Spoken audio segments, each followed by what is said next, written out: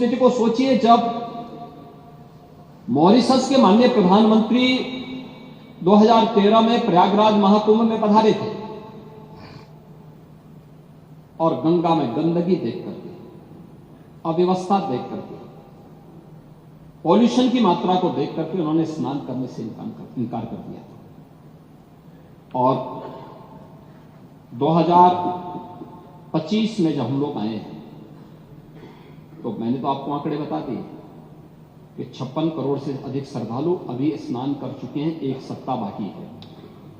81 नालों को यानी 261 MLD के जो वहां के नाले सभी को टेप किया गया है, और टेप ही नहीं किया गया है बल्कि उसके बारे में जो सरकार की व्यवस्थाएं बनाई गई है उसके बारे में मैं विस्तार से सदन में कहना चाहूंगा, क्योंकि बहुत सारे लोग अभी उसके बारे में दुष्प्रचार करने की अपनी उस प्रवृत्ति से बाज नहीं आएंगे, और इसलिए मैं उसके बारे में बताना चाहूंगा कि गंगा जी हो या यमुना जी हो, प्रयागराज के जितने भी वहां पे संगम स्थल से जुड़े हुए जितने भी वहां के अगल बगल के जितने भी नाले हैं, जितने भी इस प्रकार के सीवर का है, ड्रेनेज का है, सबको टेप करके या तो STP में या बायोरेमेडिसन या जियो ट्यूब के माध्यम से उनके शुद्धिकरण के बाद ही उसे वहां पर वो किया जा रहा है।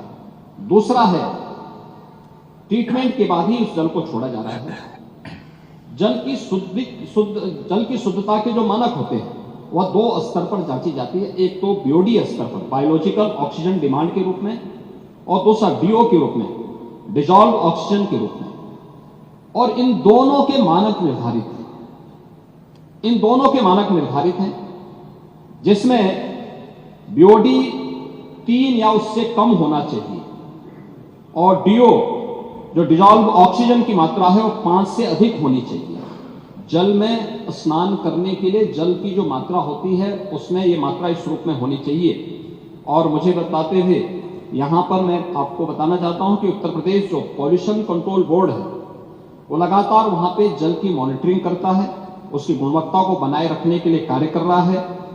और आज की जो उनकी रिपोर्ट है संगम की, कि संगम और उसके आगे पीछे जो BOD है वो 3 या उससे कम है, और डिजॉल्व ऑक्सीजन की मात्रा ये 8 और 9 से अधिक पाई जा रही है। यानी संगम का जल स्नान करने लायक भी है और आचमन करने लायक भी है। जो लोग इसका दुष्प्रचार कर रहे हैं वे उन सबको इस बात को देखना चाहिए। एक समाचार पत्रों में एक न्यूज जो देखने को मिली, मैंने देख रहा था, पुरानी न्यूज है, NGT के माध्यम से, NGT का नाम लेकर के दिया गया है, किसी ने दिया है, जिसमें उन्होंने कहा है कि फीकल कोलिफॉर्म की उसमें उन्होंने चर्चा की। ये फीकल कोलिफॉर्म की जो मात्रा उन्होंने की है इसमें 2500 MPM यानी मोस्ट प्रोबेबल नंबर, ये उससे उसका मापक माना गया है। इससे कम होनी चाहिए 100 ml में, 100 मिलीलीटर में। और इसके जो अलग अलग नमूने लिए गए फीकल कोलिफॉर्म के लिए, ये फीकल कोलिफॉर्म बढ़ने के बहुत सारे कारण हो सकते हैं। या तो कहीं सीवेज लीकेज है, या बहुत बार होता है कि भाई इस प्रकार की नदियां हैं, कोई वह चैनलाइज तो है नहीं, भैंस है, गाय है या अन्य जानवर उसमें आते हैं, नहाते हैं, उसके कारण भी, उनके गोबर आदि के कारण भी इसकी मात्रा तेजी के साथ बढ़ती है।